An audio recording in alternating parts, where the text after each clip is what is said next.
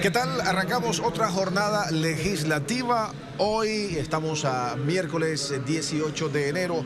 Por supuesto, transmitiendo desde el Palacio Justo Arosemena, sede de la Asamblea Nacional, acompañado como siempre de Chino Serrano y Rubén Darío Murgas Torraza para contarles todo lo que sucede esta tarde acá en el periodo de incidencias arrancando y por supuesto el debate tan esperado. Hoy importantes proyectos de ley deben estar debatiéndose en tercero y segundo debate, así que pues ustedes muy pendientes de lo que acontece acá. ¿Quién está presidiendo hoy, Chino, la sesión? Bueno, el presidente de este hemiciclo, el honorable diputado Cristiano Adames, pero ya inicia la sesión y vamos inmediatamente a la mesa principal.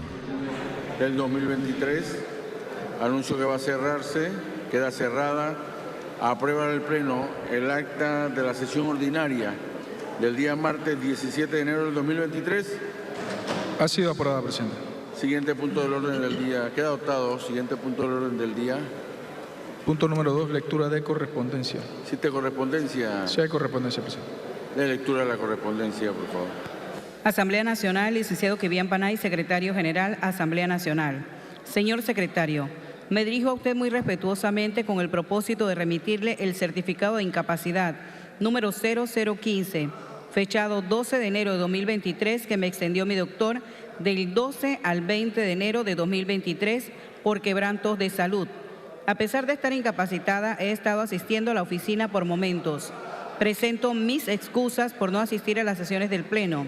Reiterándole la seguridad de mi más alta estima, consideración y respeto, quedo de usted atentamente, honorable diputada Mayín Correa, diputada de la República, Circuito 88, y se adjunta el certificado de incapacidad.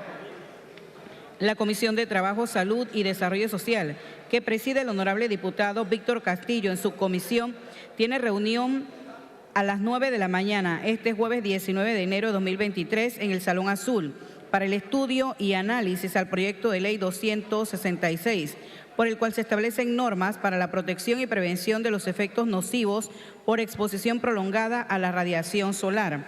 El honorable diputado Eric Brose habilita a su suplente Rigoberto Amaya los días 18 y 19 de enero de 2023. El honorable diputado Fernando Arce habilita a su suplente Elba Torres los días 18 y 19 de enero de 2023. El honorable diputado Ricardo Torres habilita a su suplente Daira García los días 18 y 19 de enero de 2023. Fin de la lectura de correspondencia.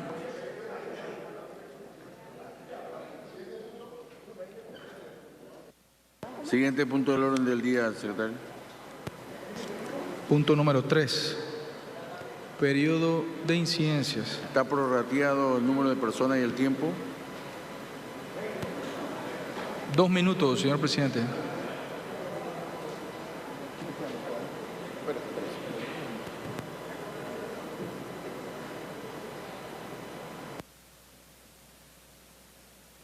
Tiene la palabra el honorable Abel Becker.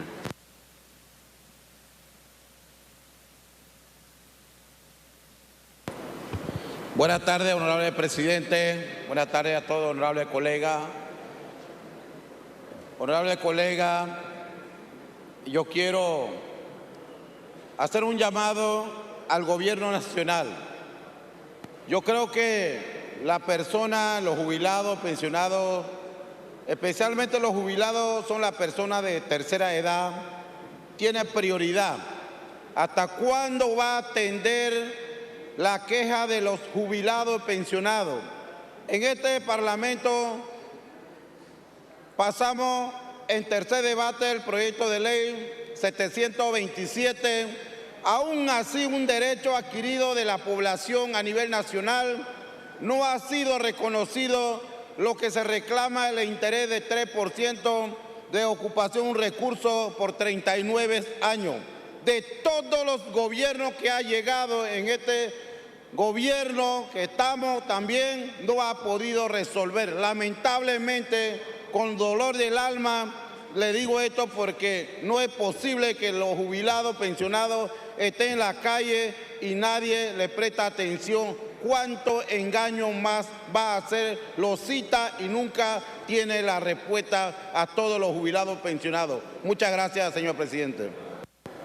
Gracias, honorable. Tiene la palabra el honorable Hernán Delgado. Buenas tardes, presidente. En el día de hoy me quiero referir a un tema internacional. Me quiero referir a la República del Brasil, una de las naciones más grandes de la América Latina, la más grande, y uno de los países de una economía muy poderosa y con una gran industrialización, un desarrollo que, queramos o no, va llevando la batuta de los países de la América Latina. Y realmente me preocupa las amenazas de darle un golpe de Estado a ese gobernante Lula, gobernante progresista que ganó arrolladoramente los votos del Brasil y que lamentablemente todavía la derecha y los grupos poderosos quieren, a como dé lugar, derrocarlo, con el propósito de implantar un gobierno de extrema derecha como el que encabezaba Bolsonaro. Hoy yo creo que nosotros los panameños tenemos que ponernos las pilas y estar muy pendientes de todo ello, porque cualquier acto de carácter violatorio de las libertades fundamentales que se den en este país van a repercutir en nuestros países. En consecuencia, se hace necesario que esta Asamblea esté pendiente de este acontecimiento, como debe estar pendiente también de lo que está pasando en Perú con Pedro Castillo, y realmente se trata de una situación diferente al Perú, porque si bien es cierto, era un hombre de izquierda, llevó ese país también a una bancarrota, a una situación económica, violando flagrantemente las libertades fundamentales y violando el crecimiento de esa nación hermana suramericana. De manera que a estos dos países me quiero yo referir en el día de hoy. Señor presidente, es bueno que este Parlamento panameño esté pendiente de los acontecimientos, de lo que está ocurriendo en Brasil.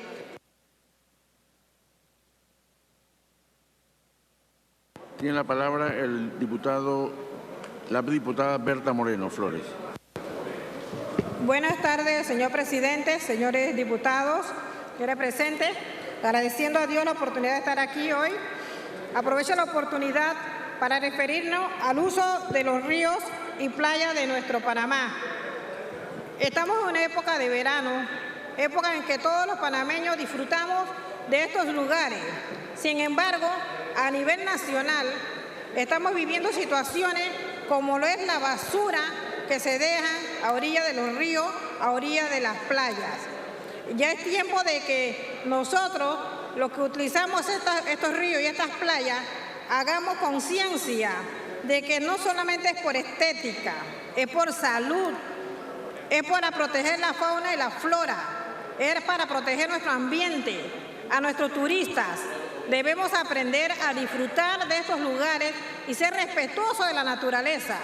Existen ya la Ley 51 de 2010, la Ley 30 de 2000 y así como decretos que sancionan estas actuaciones. Sin embargo, la situación continúa y dañamos de esta forma toda la naturaleza, lo que Dios nos ha brindado para disfrutarla.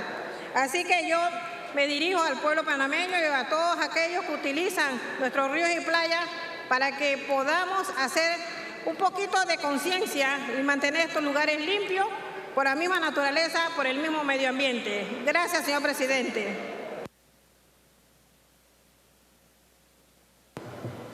Tiene la palabra el diputado Luis Ernesto Carles. Gracias, presidente. Quiero aprovechar este periodo de incidencias para solidarizarme con los trabajadores mineros que trabajan en la mina de cobre en Minera Panamá, en la provincia de Colón. ¿Qué representan estos trabajadores mineros para el país? 8.000 trabajadores panameños con una planilla mensual de 36 millones de dólares y una planilla anual de 411 millones de dólares. 8.000 trabajadores mineros que inyectan la economía en el sector financiero, en el sector construcción, en el sector servicios, en el sector de consumo y en el sector hotelero. 42.000 empleos indirectos. ¿Y por qué hablo del sector financiero? Porque el promedio salarial de los trabajadores mineros está entre $1.500 y $2.000. Allí nadie gana salario mínimo, ganan 3 veces más lo que representa el salario mínimo. Y esos trabajadores mineros contactan empréstitos para comprar bienes muebles, para construir casas, para consumir en los supermercados, para matricular a sus hijos en las universidades. Por eso es que yo quiero hoy, presidente, aprovechar este momento para solidarizarme con ellos, porque desde el momento que se comunicó que no se había suscrito el contrato, estos trabajadores quedaron en una incertidumbre como trabajadores en riesgo y a muchos les han suspendido sus empréstitos financieros. Yo quiero pedir al ministro de Comercio, que se ha negado a venir a esta asamblea, que dé la cara, y ambas partes que busquen la consonancia necesaria para que puedan concordar y puedan suscribir un acuerdo lo más pronto posible por el bien y el futuro de nuestro país. Tiene la palabra el honorable Nelson Jackson Palma. Gracias, presidente, colega medio de comunicación. Presidente, en la tarde de hoy queremos hacerle un llamado al ministro de Obras Públicas, Sabonge, debido a que ya estamos iniciando lo que es la estación seca en el área de las costas y montañas de la provincia de Colón. Pero vemos todo lo que es la red vial del área de Costa Arriba, la carretera Sabanita-Portobelo, que fue construida en el año 1992-93 por la empresa Dillon. Hasta la fecha no se le ha dado ningún mantenimiento. Es una carretera que prácticamente se está perdiendo, está deteriorada, y esa red necesita mantenimiento y prácticamente tirarle una nueva carpeta. La carretera Portobelo, Nombre de Dios, Puerto Lindo, Cacique, José del Mar, prácticamente no existe. Hay que hacer una licitación para esta área, que es un área de desarrollo turístico para el área del distrito de Portobelo, en la comunidad de Cacique, José del Mar. Lo que es la carretera de Nombre de Dios, Unión Santeña, Palenque, Vientofrío, Cuango, Miramar. Esa carretera, que en el año 2011 fue construida, está totalmente deteriorada. En los 4 años que llevamos de administración, el ministro Sabonge no ha mirado hacia el área de la costa arriba de la provincia de Colón, y mucho menos en la carretera Cuango, Playa Chiquita, Palmira, Santa Isabel, que la empresa que estaban construyendo esa carretera prácticamente se han robado más de 20 millones de dólares, y esas comunidades se encuentran, la población, la niñez, el turismo se encuentran en totalmente abandono, y le hacemos un llamado al gobierno nacional. Al igualmente, los caminos de producción del área de las montañas del distrito Chagre y Donoso, ya empezamos la época seca y estamos esperando que el ministro cumpla su palabra y que inicien esos trabajos en beneficio de los campesinos de la costa abajo. Tiene la palabra el honorable Daniel Ramos. Gracias, señor presidente. Buenas tardes, apreciados colegas, señores periodistas. Señor presidente, que mi participación se le haga llegar a la ministra de Educación. Nos preocupa que hay proyectos en ejecución que no llevan el avance ni los resultados que espera la comunidad. Hemos tenido conversaciones, gestiones sobre esta situación en varias ocasiones, y está pendiente que se agilice el proyecto de los Darieles, de Quebradas de U y Boca de Tulú, que tienen... nosotros llevamos 2 años en esa lucha y no se ha podido lograr que ellos realmente hagan el esfuerzo para terminar este proyecto y que la comunidad reciba el beneficio. Al ministro de Salud, nos preocupa la situación en que se encuentra el centro de salud en construcción de Río Grande, como el de Caimito, y también el nuevo hospital Aquilino Tejera, que los funcionarios que tengan que hacer las gestiones, ya sea a través del Ministerio de Economía o de Contraloría, se verifique con urgencia. Ya la comunidad está preocupada y ya hay cierta inquietud que puede dar lugar a manifestaciones que pudieron haberse evitado tempranamente, y nosotros estamos haciendo el llamado para que se verifique, porque se ha ido varias veces a reunión con la comunidad y se asumen compromisos que no se han podido cumplir, y creo que ya es tiempo de que nosotros realmente podamos darle una respuesta efectiva a estas comunidades. Gracias, señor presidente.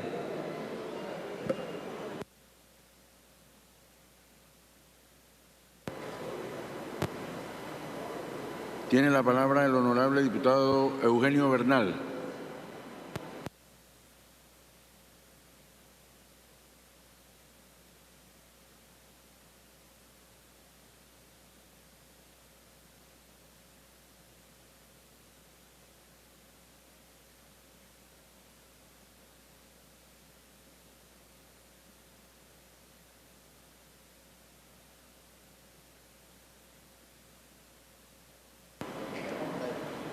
Muchas gracias, presidente. Buenas tardes, respetados compañeros diputados, personas que nos ven y nos escuchan a través de los diferentes medios de comunicación. Nosotros, la verdad que en la tarde de hoy queremos agradecerle a un sinnúmero de personas en la provincia de Veragua que en el día de hoy tuvieron esa oportunidad de hacer el consenso y el debate necesario, específicamente sobre uno de los requerimientos más importantes en la parte norte de nuestra provincia, como lo es efectivamente la carretera Santiago-San Francisco-Santa Fe. Agradecer la parte mediadora del gobierno central y que de esta forma cada uno de estos miembros del comité, los transportistas, los estudiantes y cada una de estas delegaciones pudieron converger y llegar a un diálogo que permita y que ojalá esto quede plasmado, sobre todo en ese diálogo planteado en la tarde de hoy en Santiago de Veragua, y que en el mes de marzo podamos tener esa licitación de esa carretera Santiago-San Francisco-Santa Fe-Calore, que va a ser muy importante no solamente para el circuito 93, sino específicamente para toda la provincia de Veragua, y que de esta forma podamos nosotros también sentirnos de una forma muy positiva, porque realmente es una de las solicitudes que por historia y tiempo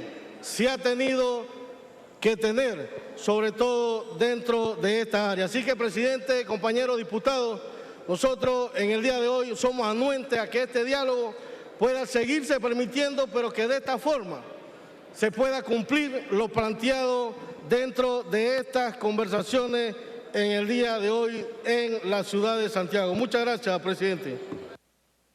Gracias a usted, honorable, por ilustrarnos. Siguiente, no, hay uno más. Tiene la palabra el diputado Arnulfo Díaz. Muy buenas tardes, señor presidente y honorables colegas miembros de la prensa. Este periodo de incidencia lo utilizaré para agradecer al diputado Juan Diego Vázquez Gutiérrez por la invitación y la coordinación que se hizo con la Universidad de Panamá el día de hoy a las 9 de la mañana, quienes hicimos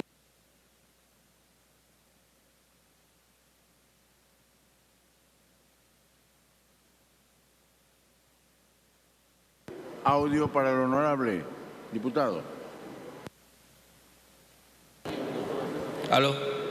Quienes hicimos acto de presencia específicamente en la Comisión de Salud, conformada por el presidente, el diputado Daniel Ramos Tuñón, de la Comisión de Presupuesto, la diputada Zenobia Vargas, Fernando Arce y mi persona.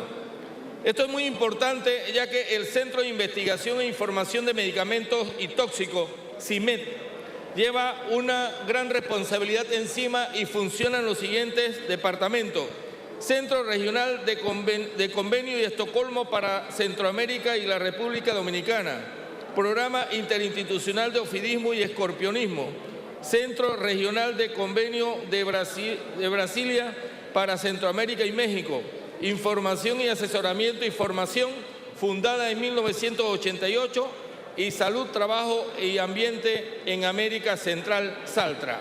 Es importante mencionar todo esto porque esto viene aunado con un proyecto que se va a discutir próximamente en esta Asamblea Nacional de Diputados, debido a que nosotros no producimos suero antiofídico y no producimos suero antialacrán, mismo que tenemos que importar y por ende en algunas ocasiones hay desabastecimiento de ambos antídotos importantes que son la diferencia entre la vida y la muerte de un paciente. Debo felicitar a todas estas personas que nos acompañaron el día de hoy a la Universidad de Panamá, porque esto nos ilustra un poco más de la importancia que tiene esta sustancial ley que vamos a discutir en estos días para que sea ley de la República con la ayuda del señor presidente y podamos producir estos sueros aquí en la República de Panamá, ya que tenemos especies que son muy específicas de nuestro ambiente, como es el alacrán cerro azul, que solamente lo encontramos en nuestra República de Panamá y no tenemos el antídoto específico para semejante ponzoña que transmite ese alacrán. Y también el género del Titius, que también es muy importante mencionar para determinar esos antídotos. Vimos los crecimientos, vimos las cunitas, vimos cómo se reproducían y también vimos su crecimiento de estas especies que son tan importantes que la ciudadanía los conozca y saber el riesgo de cada uno de ellos. Muchas gracias, señor presidente, y esperemos contar con el apoyo de todos ustedes para este importante anteproyecto de ley. Muchas gracias.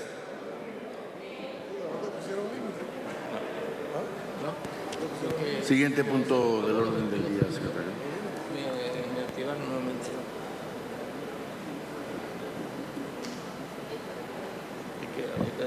Receso.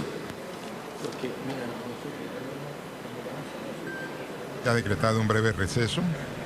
Ha concluido en esta ocasión la participación de incidencia de 8 honorables diputados.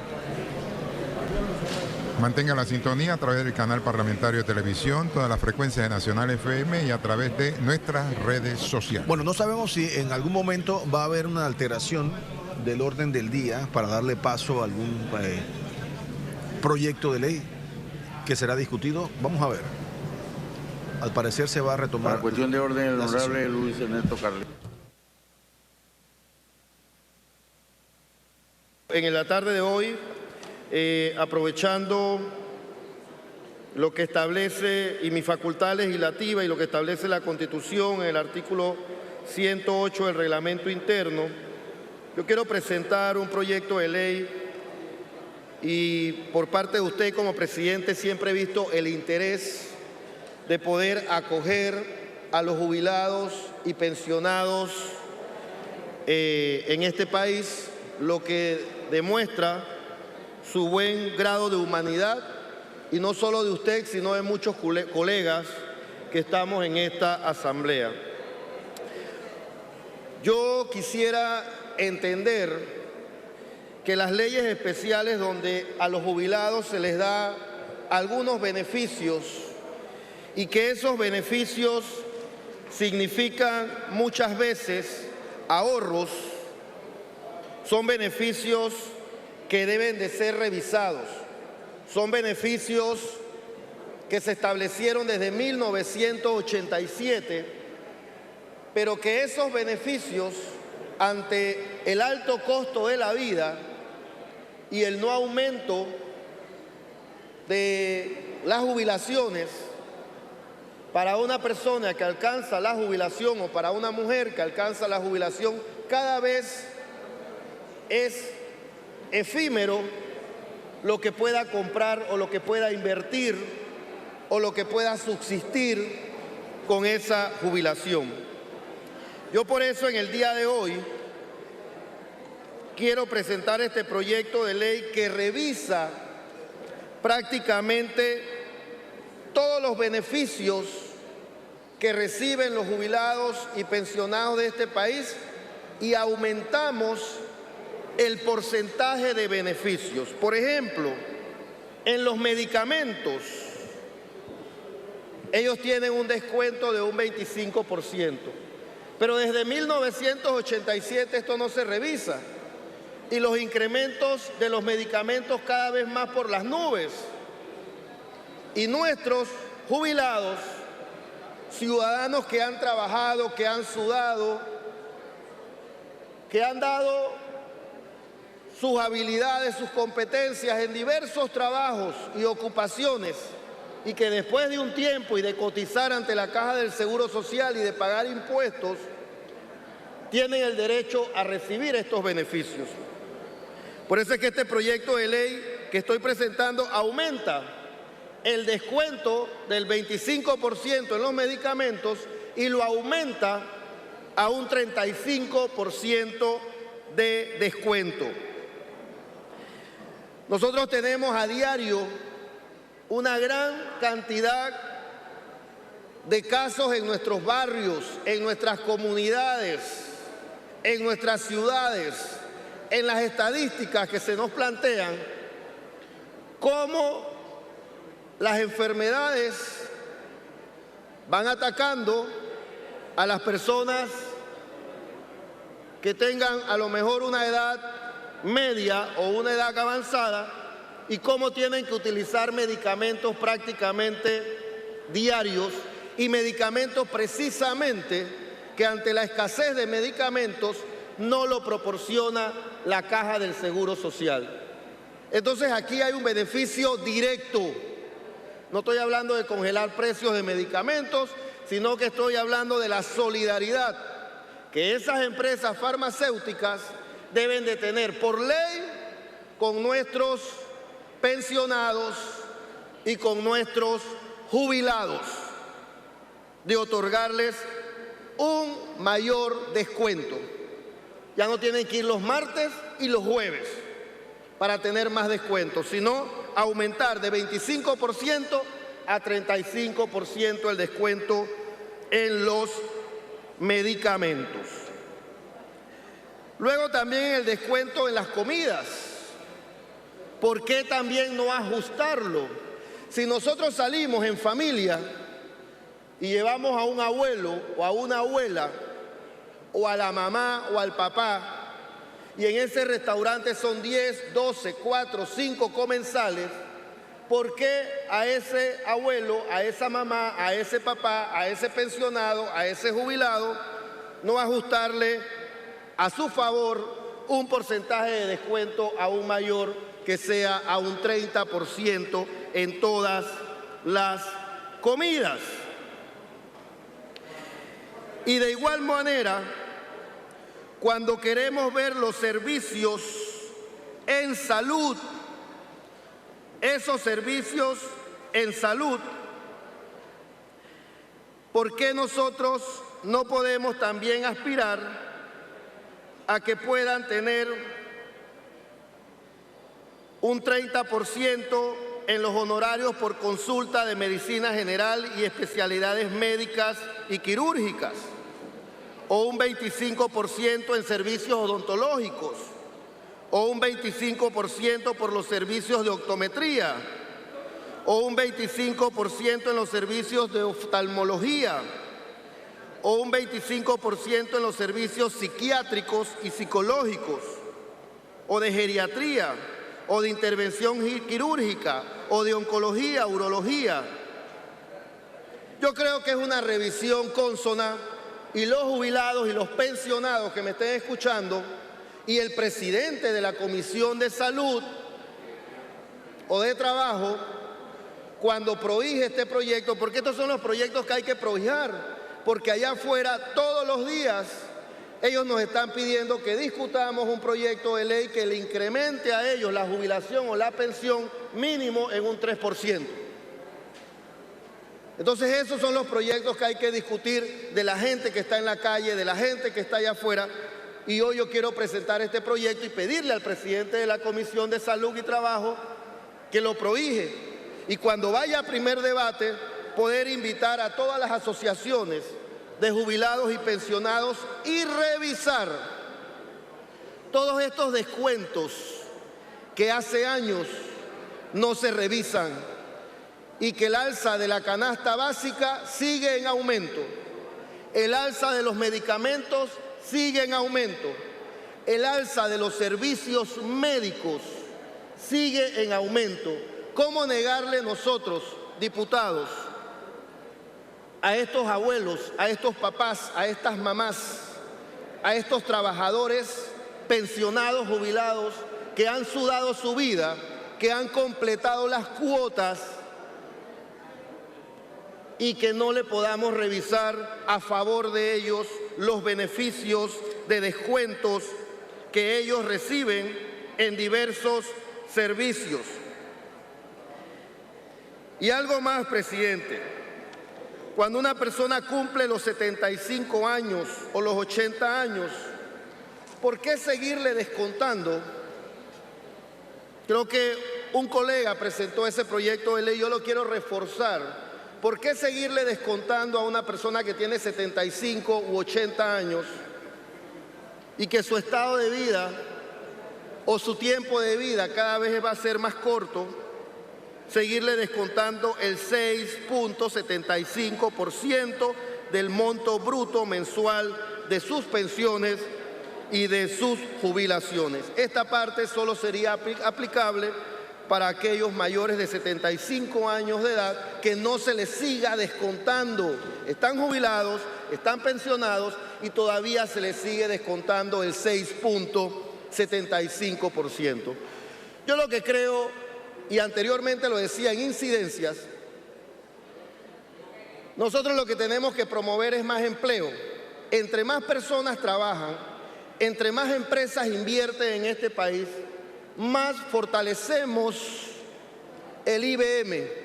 Entonces, que no me vengan con la excusa que no se puede modificar para que a los jubilados y a los pensionados no se les siga descontando ese 6.75% de su salario bruto, porque entonces resulta ser que se viene abajo el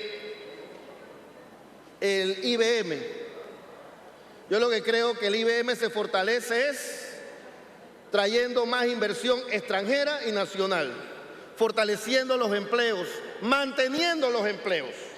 Si tú en una empresa no te importa que se vayan 9.000 empleos, que aportan 411 millones de dólares y 4.9% al PIB, entonces ¿de qué estamos hablando? Entonces yo sí creo que hay que ser responsable con el país, y a nuestros jubilados y a nuestros pensionados hay que aumentarle los beneficios. Hay que proyectar que ese descuento en medicamentos pueda ser mayor, porque ellos no van a bajar los medicamentos, las farmacéuticas no van a bajar los medicamentos, y ya se ha demostrado que no han congelado ningún precio, más bien se desabastecieron para que no hubiese en las farmacias privadas los medicamentos necesarios de nuestros jubilados y de nuestros pensionados. Y el sistema sanitario no les está proporcionando los medicamentos que necesitan. ¿Cómo es que un jubilado se tenga que gastar $200 mensuales de su jubilación solo para comprar medicamentos? Vamos a aumentar ese beneficio a un 35%. Y otros servicios básicos de un 15 a 25%. Ha llegado la hora de que nosotros pensemos que nuestros jubilados son nuestros padres, que nuestros pensionados son nuestros abuelos, y que este beneficio, ya sea por un servicio médico, por compra de medicamentos, por uso del tren, del metro, por uso del bus, por la compra de comida, puedan tener mejores beneficios, como hay en otros países, por mencionar algunos, como Estados Unidos, donde a los pensionados y a los jubilados se les da bonos y se les da una serie de incentivos por esa situación de vida, de haber completado las cuotas del Seguro Social, por haber complementado con su trabajo en el crecimiento pujante de cualquier país, y por eso tienen derecho a su jubilación, pero también tienen derecho a otros beneficios, como son los que establece la Ley 6 del 16 de junio de 1987. Así que, presidente, y reitero su voluntad, porque usted como presidente, aquí los jubilados han venido en varias ocasiones y usted ha tenido la entereza de poder escucharlos, de poder atenderlos, pero en materia de medicamentos no podemos congelar los precios. Tenemos que ayudarlos a ellos a poder aumentar el beneficio, a que los descuentos sean hasta un 35% y así en otros beneficios que reciban los jubilados aumentar esos descuentos a favor de ellos. Gracias, presidente. Un GIER para que vaya en búsqueda del anteproyecto presentado por el honorable Carles. La cuestión tiene... Los honorables diputados proponen que se suspenda lo que se discute y se altere el orden del día para que el Pleno de la Asamblea Nacional considere la siguiente resolución adjunta. Fundamento de derecho, artículos 104 y 105 del Reglamento Orgánico del Régimen Interno de la Asamblea Nacional. Resolución que devuelve proyectos de ley a las comisiones permanentes. La Asamblea Nacional, en uso de sus facultades constitucionales y legales, considerando que en el orden del día del Pleno aparecen un número significativo de proyectos de ley que para su consideración en segundo requieren de mayor consulta y participación de los entes públicos y privados que de alguna manera pudieran verse afectados por la normativa tanto para su implementación como por las consecuencias de las mismas, que la labor de consulta de una manera pausada, prolija y participativa solo se puede realizar dentro del primer debate, que la depuración del orden del día coadyuva a un mejor manejo del mismo y en consecuencia con la eficiencia y productividad del Pleno de la Asamblea, que según lo dispuesto en el artículo 246 del Reglamento Orgánico del Régimen Interno de la Asamblea Nacional, lo no previsto en el reglamento podrá ser regulado por la Asamblea Nacional mediante proposición aprobada por la mayoría. Resuelve, primero, devolver a las comisiones permanentes correspondientes los siguientes proyectos de ley.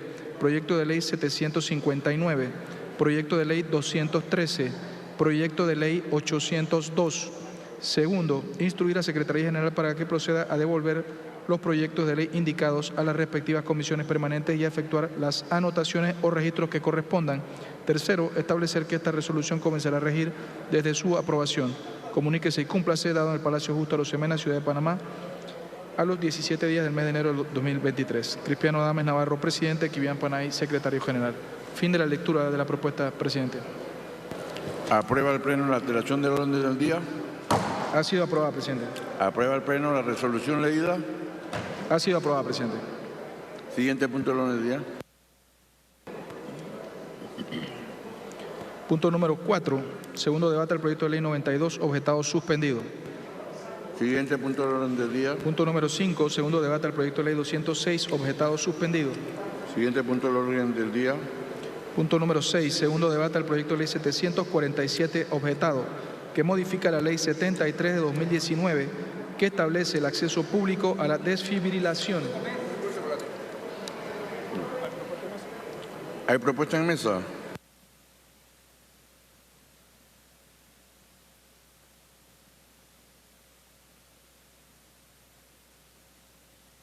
Lectura del informe de la Comisión de Trabajo, Salud y Desarrollo Social. Informe que rinde del proyecto de ley. Informe que rinde la Comisión de Trabajo, Salud y Desarrollo Social con relación al veto parcial por inconveniencia formulado por el presidente de la República contra el proyecto de ley 747, que modifica la ley 73 de 2019 que establece el acceso público a la desfibrilación.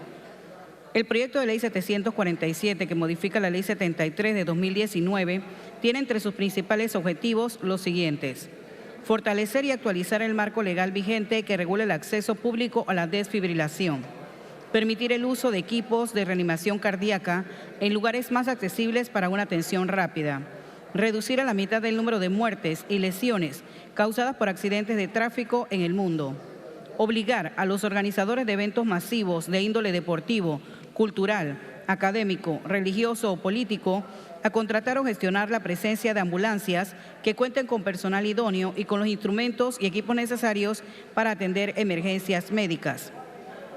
Fundamentación de la inconveniencia por el Ejecutivo. Fundamentación a la inconveniencia del artículo 1 del proyecto de ley 747. Artículo 1. El artículo 3 de la ley 73 de 2019 queda así. Artículo 3. Para los efectos de la presente ley, los siguientes términos se entenderán así. 6. Personal lego. Toda persona que teniendo conocimiento o no en el manejo y uso de desfibrilador externo automático no tiene ningún vínculo en términos de emergencias médicas. Sobre el particular destaca el presidente de la República que en el término personal lego no es acorde con la definición del diccionario de la Real Academia Española, el que indica que este término se utiliza para designar a una persona que no tiene instrucción ni conocimiento sobre una materia. Asimismo, resalta el mandatario que el proyecto de ley hace extensiva la definición a toda persona que, teniendo conocimiento o no en el manejo y uso del desfibrilador externo automático, no tiene vínculo en términos de emergencias médicas, señalando que esta definición se contradice con lo establecido en el diccionario.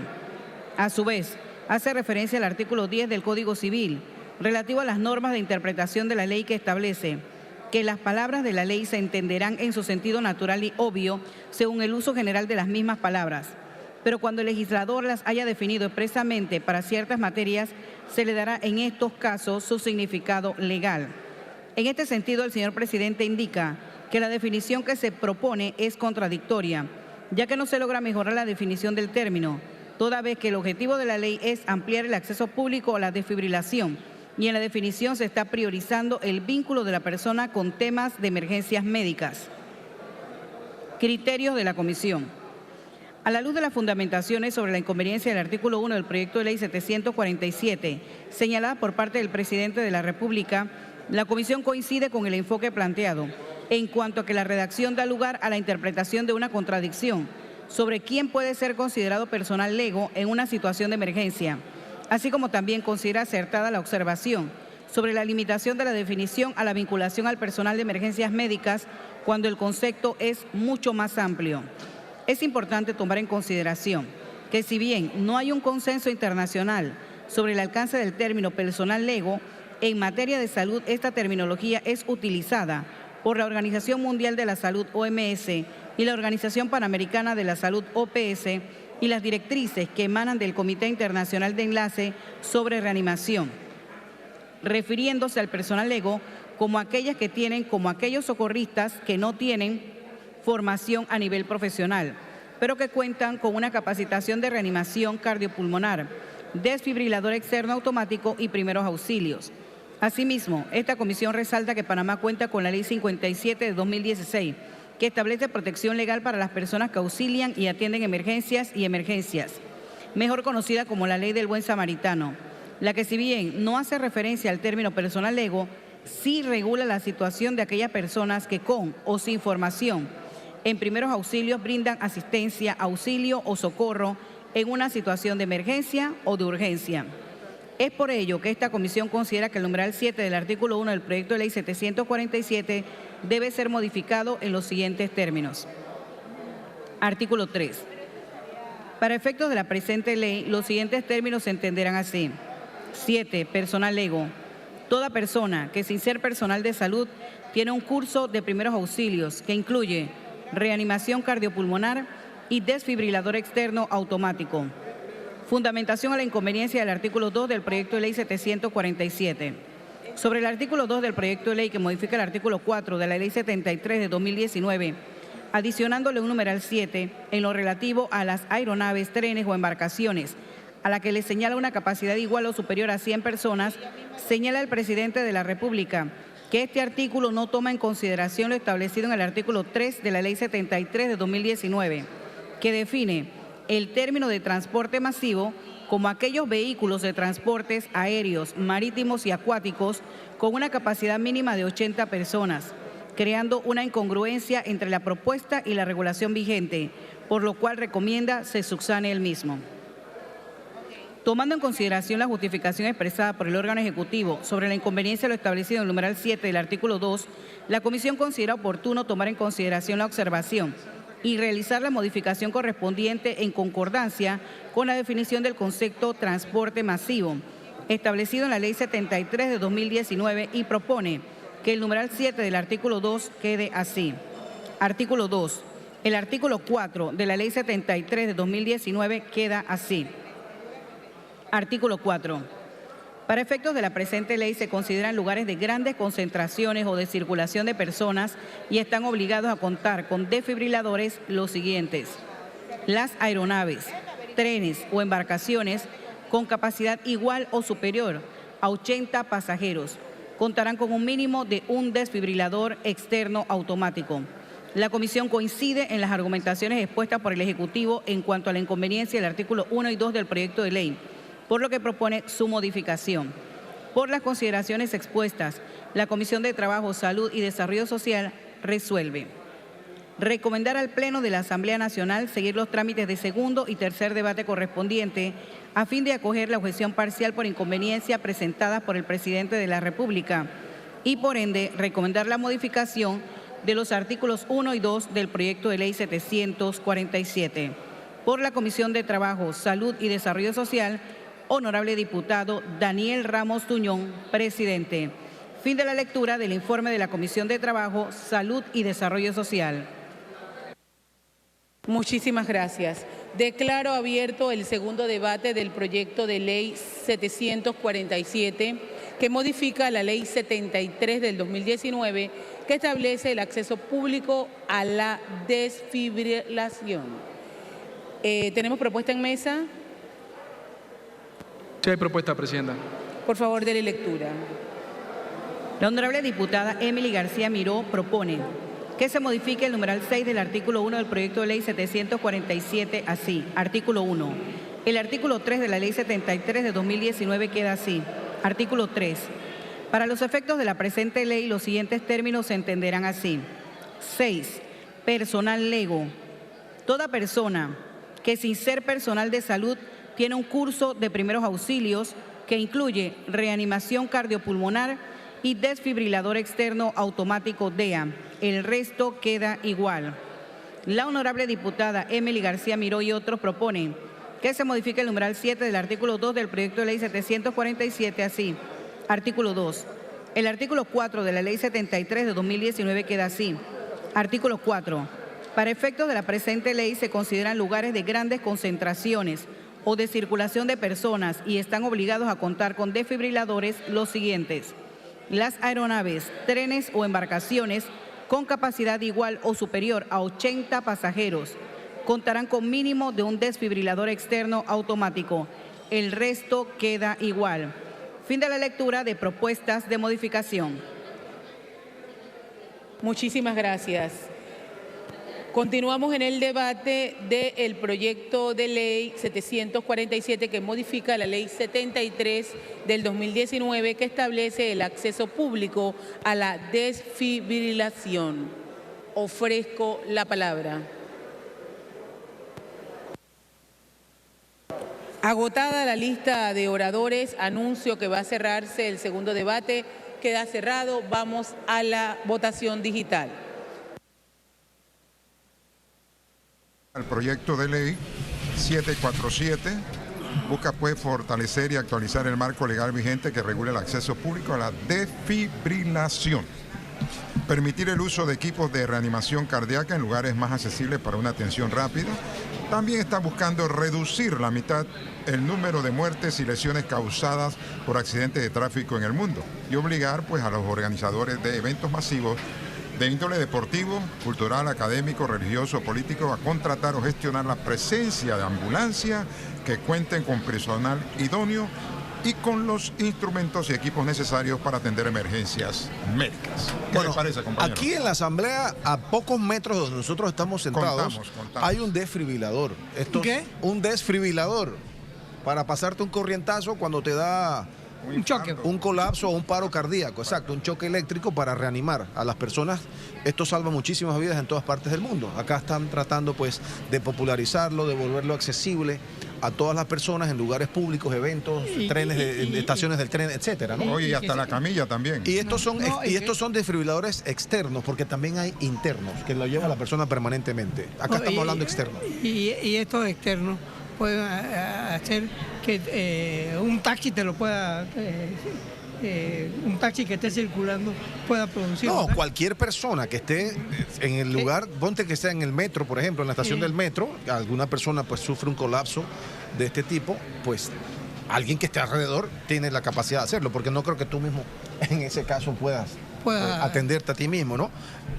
Básicamente un desfibrilador externo se utiliza para tratar los ritmos cardíacos anormales. Esto conocemos como arritmia, que causa el colapso y el paro cardíaco. Así que ejemplos de estos son la taquicardia ventricular y la fibrilación ventricular. Así que ahí está una propuesta vanguardista, una propuesta revolucionaria y sobre todo que salva vidas, porque hemos escuchado infinidad de casos y situaciones en que se ha tenido acceso a un desfibrilador y la persona ha podido salvar su vida.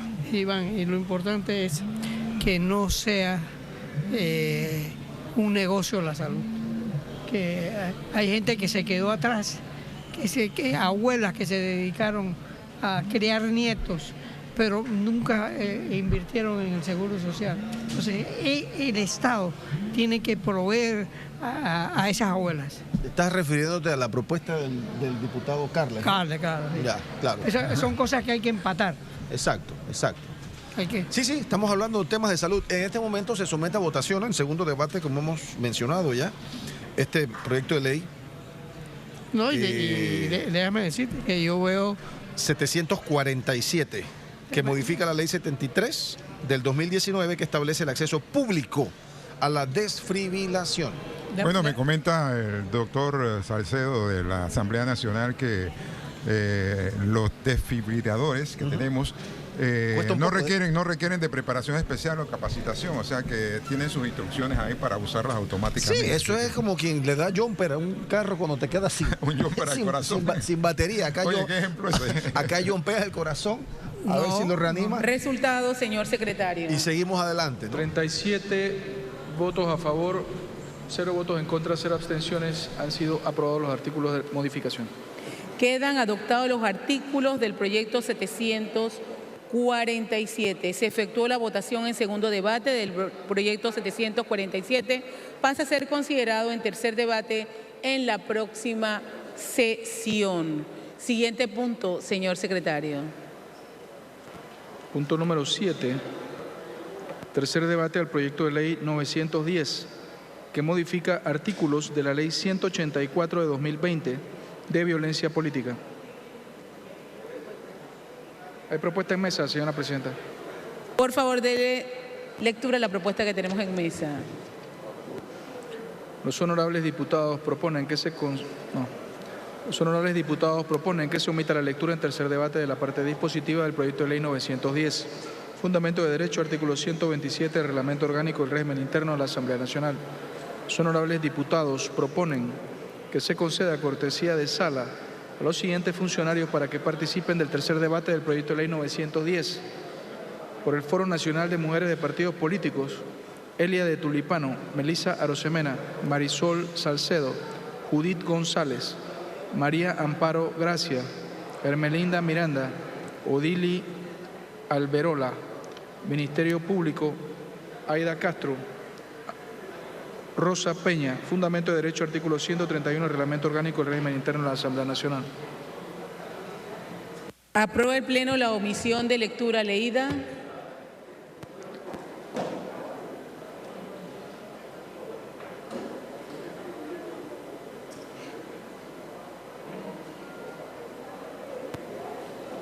Ha sido aprobada, presidente, la omisión.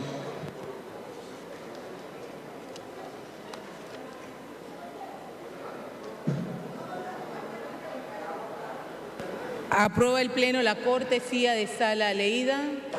Ha sido aprobada. Por favor, protocolo, haga pasar a los nuevos invitados.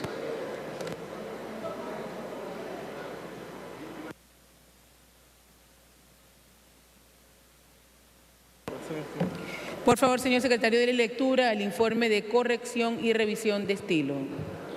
Informe técnico que rinde la Secretaría General al Pleno de la Asamblea Nacional relativo a la revisión y corrección de estilo del proyecto de ley 910, aprobado en segundo debate en la sesión del 17 de enero de 2023.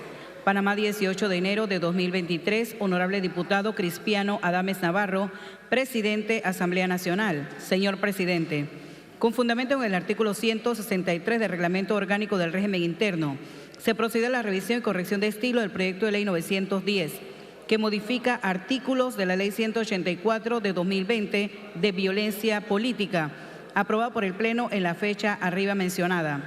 La revisión y corrección de estilo del proyecto de ley mencionado consistió en los siguientes aspectos. 1. La corrección de errores ortográficos y sintácticos de artículos del proyecto de ley. 2. La observancia de las directrices de la técnica legislativa aplicables en este proyecto, específicamente en la corrección del texto marco del artículo 1 para que exprese el objeto de la modificación y la cita establecida en el artículo 20 para que exprese de acuerdo con la técnica legislativa, ya que se trata de una modificación de un artículo de la misma ley, Cumplidas estas funciones, la Secretaría General, con fundamento en el numeral 8 del artículo 23 del Reglamento Orgánico del Régimen Interno, presenta al Pleno de la Asamblea Nacional, en la forma definitiva en que debe ser aprobado en tercer debate, el proyecto de ley 910, que modifica artículos de la ley 184 de 2020 de violencia política.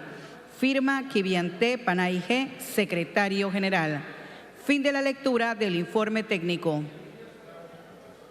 Muchísimas gracias. Declaro abierto el tercer debate del proyecto de ley 910, que modifica artículos de la ley 184 del 2020 sobre violencia política. Ofrezco la palabra. Agotada la lista de oradores, anuncio que va a cerrarse el tercer debate. Queda cerrado. Vamos a la votación digital.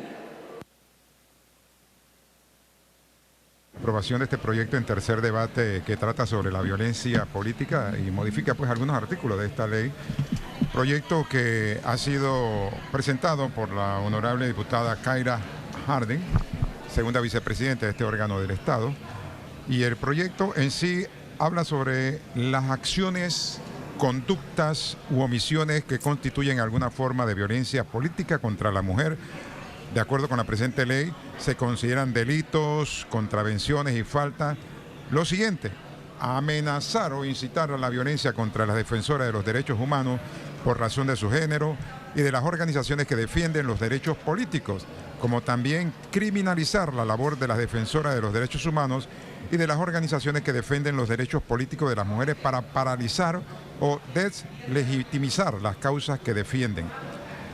Dañar en cualquier forma elementos de la campaña electoral de la mujer, impidiendo que la competencia electoral interna o general se desarrolle en condiciones de igualdad. Algunos de los puntos importantes que contiene este proyecto de ley, Iván. Sí, importantísimo, sin duda alguna, y a pesar de que el título de este proyecto de ley 910 no lo dice, porque solamente habla de violencia política, está enfocado, como tú lo acabas de mencionar, hacia la mujer, la violencia política hacia la mujer, de la cual pues tanto hemos escuchado y tantas veces se han quejado en las últimas contiendas electorales, a los momentos difíciles, estresantes, que han sido sometidas por su participación en la política, obviamente de parte de muchos hombres que no entendemos pues cómo se dan estas conductas, pero lastimosamente es así, y por eso la creación de este proyecto de ley para pues tener un escudo que las proteja, tener un amparo jurídico que puedan utilizar en un momento dado y salir adelante y cada vez pues ganar el terreno que necesitan y deben ganar en nuestra política panameña. Así que yo creo resultado, que es señor secretario. Un buen momento y una decisión. Vamos a escuchar el resultado de la votación. Presidenta, 37 votos a favor, 0 votos en contra y 0 abstenciones. Ha sido aprobado el proyecto, señora presidenta. Muchísimas gracias. Queda aprobado. Vamos a la firma, señor secretario. Y por favor invitamos a los invitados para que pasen a la fotografía oficial. Respaldando este proyecto de ley, hay una representación de mujeres de partidos políticos aquí presentes. Está la figura de Elia de Tulipano, como también de Melissa Arosemena, de Marisol Salcedo, de Judith González, de Amparo Gracia, de Hermelinda Miranda, de Odilia Alberola, representando el Foro Nacional de Mujeres de Partidos Políticos de Panamá, y por parte del Ministerio Público Aida Castro y por parte de la ONU Mujeres, Rosa Peña. Ahí vemos pues la representación de las damas en estos momentos. Bueno, yo estoy seguro que Rubén tiene algo que agregar sobre la aprobación de este proyecto de ley que pues le da fortaleza a la mujer en la política panameña. Bueno, la mujer ha ido luchando contra viento y marea, digamos. Las mujeres... Tú eres un hombre que ha estado en política desde muy temprano, siempre has estado. Has visto cómo ha evolucionado esto, ¿verdad? Claro, la mujer se ha sacrificado por ser madre, por ser abuela. No han logrado jubilarse, no han logrado cumplir las cuotas del seguro social. ¿Por qué? Por ser madre y por ser abuela. Entonces, estas cosas que fortalecen a las abuelas, que fortalecen, déjame darte ejemplos que yo veo en la calle. Cada día yo veo más en la calle a los hermanos piedreros, que gente muy hacendosa, se acerca a ellos a darle comida, pero con dignidad. No a tirarle el mendrugo, sino a entregárselo bien servido y todo. Estas cosas son fundamentales, porque hay gente que se ha quedado atrás, sumamente atrás, sobre todo las mujeres. Bien, ahí está entonces el momento que no lograron su jubilación protocolar por dedicarse a criar hijos, a criar nietos y demás. Entonces esto es sumamente importante, que protejamos a las mujeres. Cómo no, Rubén. Y de hecho, pues, de eso se trata, de que este proyecto de ley, con la representación de las damas que hoy están aquí, que representan a los partidos políticos, es una herramienta para que no se les practique la violencia política, lo que acabamos de leer en algunos de los artículos. Bueno, es un marco legal sí, que va a exacto, existir sí, en su sí. momento dado para poder sancionar, para poder ejecutar y poder pues poner en cintura a quienes quieran abusar y portarse mal y maltratar políticamente a las mujeres. Siguiente punto, señor secretario. Pasamos a otro tema.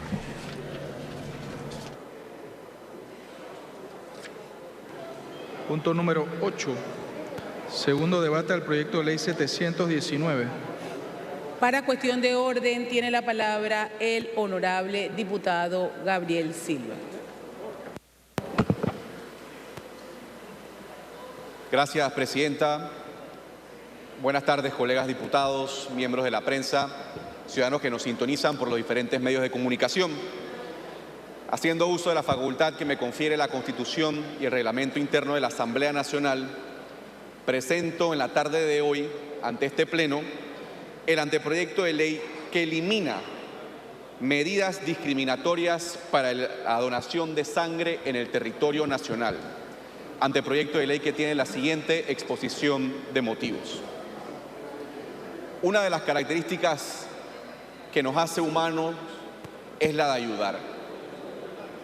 Ayudar es lo que nos diferencia de quizás otras especies.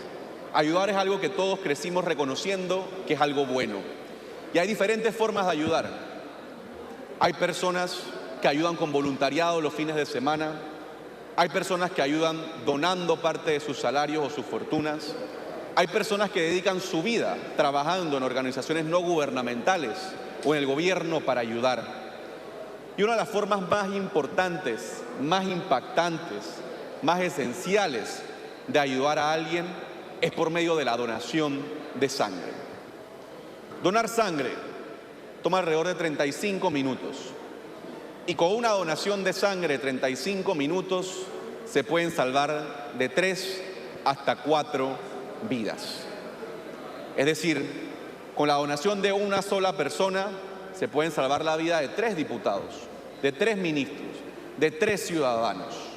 La donación de sangre es esencial porque es algo que siempre, pero siempre se requiere y se tiene que tener y se debe mantener en reserva. Pero lastimosamente en la República de Panamá la donación de sangre no se da tanto como debería darse. La OMS, Organización Mundial de la Salud, recomienda que por lo menos el 2% de la población de un país done sangre. En la República de Panamá no estamos cerca del 2%, estamos apenas llegando al 1% de la población.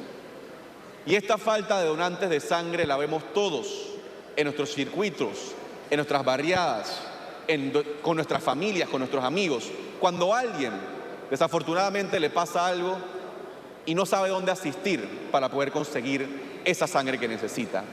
Y ahí comienza la corredera, pedirle a amigos, a familiares, a personas que en redes sociales pidan esas donaciones de sangre, porque no hay en muchas ocasiones esa sangre, que es esencial para salvar vidas. Donar sangre es una de las formas más sacrificadas, importantes que una persona puede hacer para ayudar a otra. La gente que dona sangre son héroes y heroínas. La donación de sangre salva vidas. Y la donación de sangre, y lo bonito de ella, es que no representa un riesgo o una pérdida para la persona que está donando sangre. Solamente ocupa 35 minutos de su tiempo y en algunos casos reposar un poco más de eso. Pero es algo básico que la mayoría de las personas pueden hacer. Lastimosamente en Panamá, como les mencioné, no llegamos a ese 2% y ni cerca. Y hay muchas razones para explicar de por qué no llegamos a ese 2%. En algunas ocasiones hay personas como por ejemplo como yo que no podemos donar porque cuando dono sangre inmediatamente me desmayo y tengo prohibido donar sangre. Hay otras limitaciones como por ejemplo por edad, algunos riesgos de salud, de contextura física, de tamaño y demás. Pero hay algunas otras limitantes que el día de hoy no hacen sentido y que es importante eliminarlas para ayudar a incentivar más la donación de sangre y así salvar más vidas. Una de esas limitantes que existe hoy por resolución es que las personas que tienen relaciones sexuales con personas del mismo sexo no pueden donar sangre en Panamá por el resto de su vida. Es decir, una persona, hombre o mujer, que tuvo relación con una persona del mismo sexo a los 18, por el resto de su vida entera no puede donar sangre en la República de Panamá. Esto existe hoy por resolución en Panamá. Muchas personas no saben que existe esta regulación y este anteproyecto de ley lo que busca es quitar esa limitante por las siguientes razones. Esta limitación, que reitero, para algunos puede parecer nueva o impresionante, surge en los 1980 en Estados Unidos con la crisis del VIH-Sida. En ese momento no se sabía, no existía la evidencia, los estudios suficientes para entender en qué consistía el VIH-Sida, qué es lo que causaba, cómo se podía mitigar, reducir, cómo se esparcía. Poco a poco, con el tiempo, comenzamos a entender mucho más y a establecer esas tecnologías necesarias para poder reducir las infecciones de transmisión sexual, particularmente el VIH-Sida. Pero eso surgió en los 80s, cuando no se sabía lo que estaba pasando y se estableció como una política pública en Estados Unidos y en muchos otros países para eliminar el riesgo inminente de lo que estaba pasando. Pero con el tiempo, los doctores, los científicos, la ciencia han entendido qué es el VIH-Sida, cuáles son las demás infecciones de transmisión sexual como la hepatitis C y el B y cómo, sobre todo, prevenirlas y reducir los riesgos. Es decir, que la razón histórica por la cual existe esta limitante, que era el desconocimiento en los 1980, ya está desfasada, porque ya hoy entendemos cómo esta infección y otras impactan al ser humano y se esparcen. Pero segundo, y también de igual importancia, es que hoy ya contamos con la tecnología necesaria para reducir los riesgos de infecciones de transmisión sexual y otras infecciones durante la donación de sangre. En los 80s, cuando se donaba sangre y que no existía el avance científico y la tecnología, se estimaba que la probabilidad de poder contagiar VIH-Sida por donación de sangre era 1 en 153.000. Hoy, gracias a la tecnología que tenemos, es 1 en 1.000.000 y dependiendo de tecnología puede ser hasta 12 millones. Es decir, es un 0.001%. El riesgo es bastante bajo. Y tenemos también hoy ya la tecnología para poder identificar al 100% por medio de las pruebas si una persona tiene VIH-Sida o cualquier otro tipo de infección de transmisión sexual conocida. Es decir, hoy existe la tecnología necesaria que ya se implementa en Panamá y en muchos otros países para poder identificar si un donante de sangre tiene VIH-Sida u otra infección de transmisión sexual. ¿Eso a qué nos lleva? Yo creo que a por lo menos cuestionarnos si la razón por la cual se creó esta política pública ya no existe, si ya existe la tecnología y la ciencia para mitigar los riesgos, ¿por qué sigue existiendo hoy esa limitante? Y es que una parte importante de por qué existe es por la discriminación y estigmatización que sufren las personas que tienen relación sexual con personas del mismo sexo. Hoy no existe la evidencia suficiente para poder sustentar que eliminar esto va a incrementar los casos de VIH-Sida en la transmisión de sangre. Varios países, Colombia, Costa Rica, Bolivia, Italia, Canadá y muchísimos más ya no tienen esta limitante. Canadá, por ejemplo, recientemente, el año pasado, eliminó esta limitante y ellos no han tenido ni un solo caso registrado de infección de transmisión sexual por donación de sangre desde 1985. Es decir, que cuando vemos los países que han levantado y eliminado esta restricción, no se ha dado un disparo en los casos de infección de transmisión sexual por medio de las donaciones de sangre. Y es que el enfoque hay que cambiarlo. Cuando una persona va a donar sangre, se le hacen unas pruebas y también se le hacen unas preguntas, unos cuestionarios, donde el enfoque hoy, lastimosamente, está en estereotipos que discriminan y en preguntas que realmente no nos ayudan a identificar los riesgos. Por ejemplo, no se pregunta si la persona usa protección al momento de tener relaciones sexuales. Sí se preguntan su inclinación y orientación sexual y si ha tenido relaciones sexuales con una persona del mismo sexo. El enfoque tiene que estar en la conducta de la persona, si se protege, si no se protege, cuántas parejas tiene, no en la orientación sexual, porque ya sabemos hoy que la protección es la mejor forma de reducir cualquier tipo de riesgo, infección que tenga a bien a darse en una relación sexual. Este enfoque lo ha recomendado desde organizaciones internacionales a países vecinos, en sus cuestionamientos, en sus ensayos, en enfocarse en la conducta de la persona y no en la orientación sexual de la persona. ¿Y por qué presentamos esta iniciativa? Reitero, y lo más importante, es que esta es una iniciativa que puede y va a ayudar a salvar vidas. No olvidemos ese objetivo. Cada donación de sangre de 30 minutos puede salvar de 3 a 4 vidas.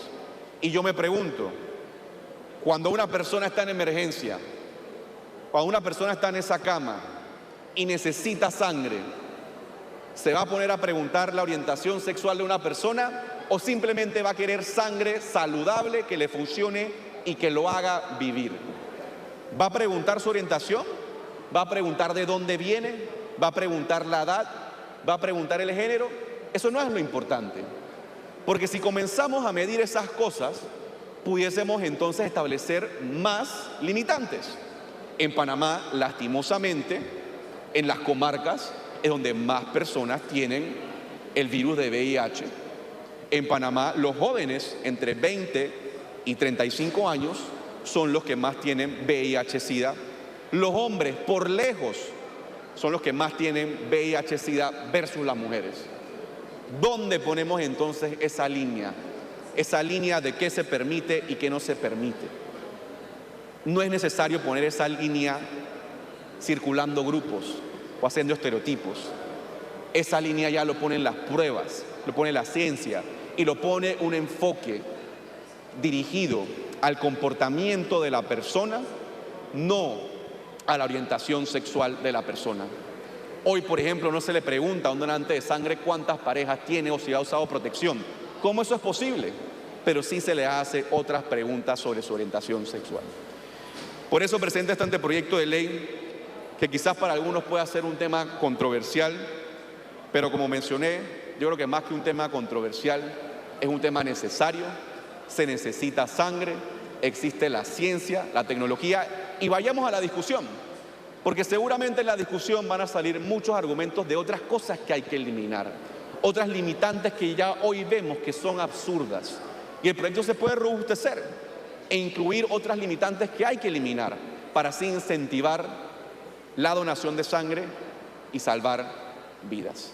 Gracias, presidente, y un ujier que venga a retirar el proyecto de ley. Un ujier, por favor, para que retire el anteproyecto de ley presentado por el honorable diputado Gabriel Silva. Declaramos un receso hasta el día de mañana, jueves, a las 9:30 de la mañana.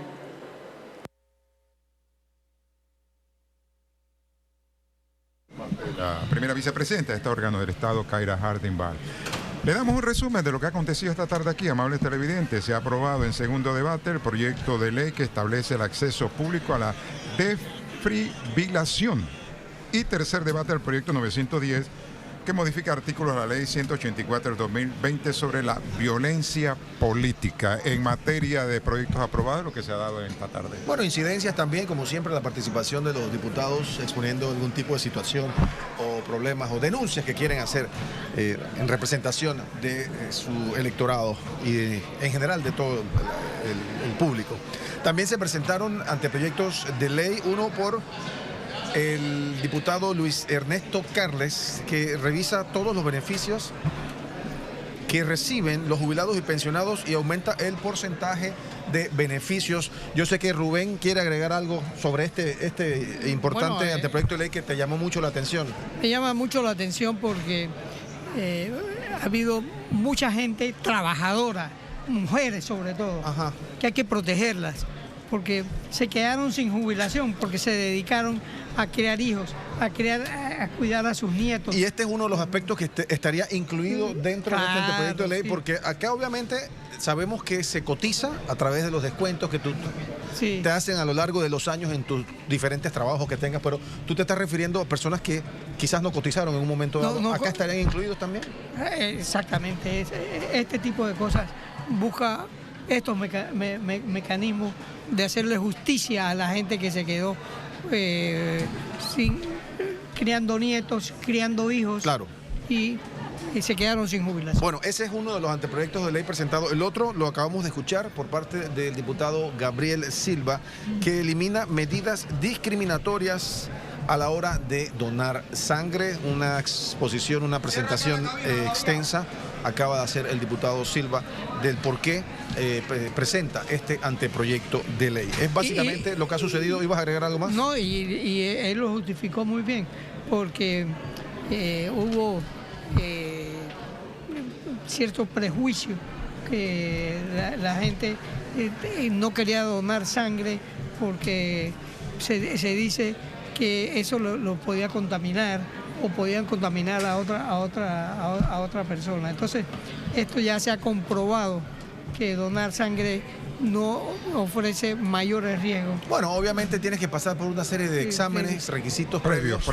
Por supuesto, antes de llegar al punto de donar sangre. Pero ahí está entonces los dos anteproyectos de ley presentados esta tarde acá en la Asamblea Nacional. Chino. Lo que ha acontecido en la tarde de hoy aquí en el Palacio Justo Arosemena, gracias por su audiencia a través del canal parlamentario de televisión, quienes nos siguen a través de las redes sociales y también con mucho gusto a través de todas las frecuencias de Nacional FM. Que pasen todos muy buenas tardes.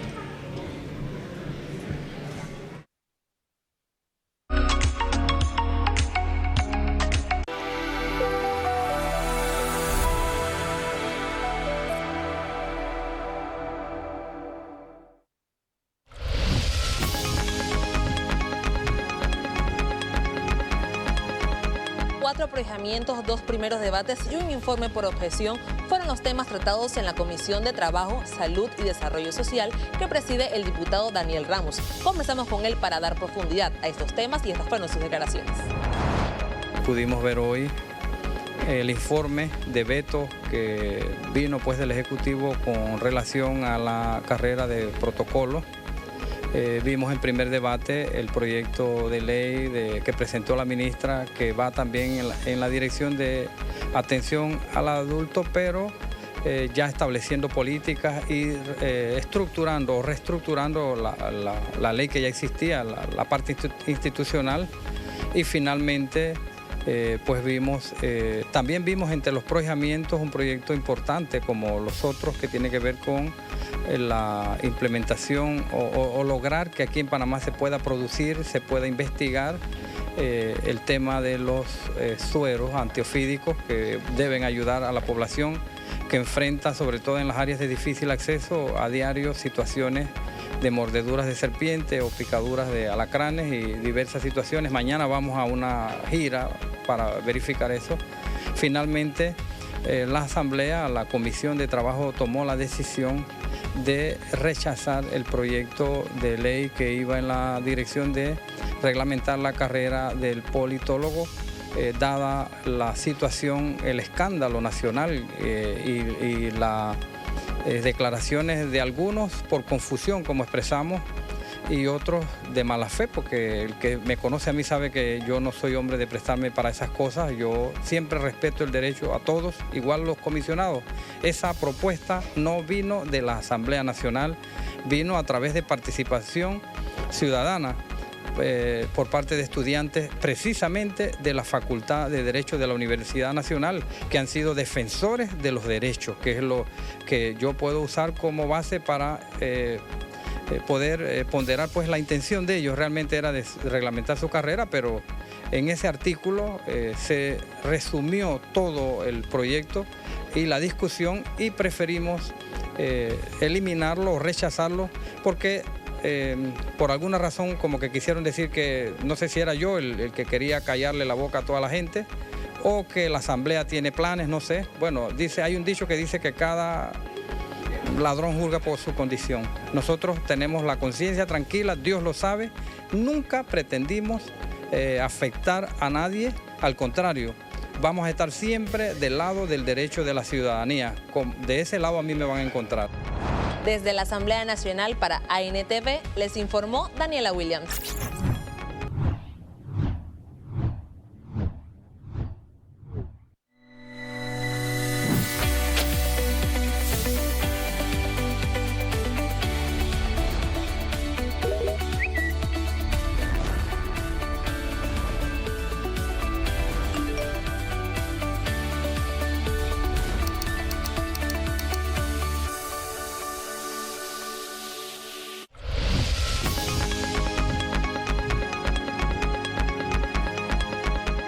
Se llevó a cabo en el Salón Manuel Alené de la Asamblea Nacional la Comisión de Comunicación y Transporte, donde se prohijó el anteproyecto de ley 146 y se dio una cortesía de sala al señor Fernando Chala, presidente y representante de la Prestataría de Servicios Rurales de Colón.